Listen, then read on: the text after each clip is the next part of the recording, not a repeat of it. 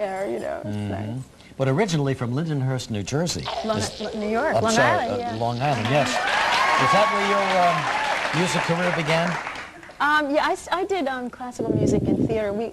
It was such a little town, there wasn't a lot of rock and roll stuff going on there, so I didn't get turned on to that. I mean, you know, just as a listener, but not as a performer. And what was your instrument then? Guitar? No, I don't play. You don't play at all? No, that's why I said you did very well. Oh, I see. You don't play and you don't read music?